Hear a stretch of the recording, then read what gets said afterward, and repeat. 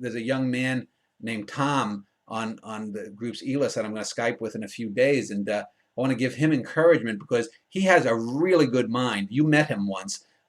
He has a really good mind. What? Tom Seven's right. Yeah, he's got a really good mind, and he he gave me critiques, his ideas about my book on Norwegian in the Family, and also he apparently over a week's holiday he read all four of my True Life books, and so um, you know I look at someone like that who's 20 years old, and he knows more now about what constitutes good writing than someone like a Harold Bloom would know in 10 lifetimes. And I'm not exaggerating. He understands, and it's not from things that I've said. He's not just parroting things back to me. He understands, for example, why I might have one character do something, and then 800 pages later, when I reference that same thing, in my book, A Norwegian in the Family, for example, I have a character called Tony Luft. He also appears in the Vincetti Brothers, but his I guess, grandest iteration is in A Norwegian in the Family. And I have a sequence where over the course of the 8 years that the book is mainly centered on, every Christmas Eve he goes into a funk.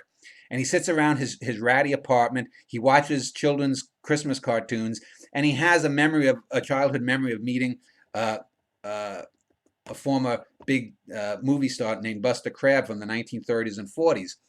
And every year he embroiders that. And Tom went into a nice dissertation, 2 or 3 paragraphs, of how that made what in the hands of any other writer would have been just a throwaway scumbag character into someone deep that you want to know why this character is this way. The use of he understood the use of repetition, not just to pad out a word count. Oh, I need to, my book, they said, needs to be 94,000 words. I had to add another 6,000 words of shit. No, he understood why that was used, and so there are no Tom Evanses in the pipelines. It doesn't seem, even in these publishing houses, which is probably a good thing because I hope to hell that they fall on their asses.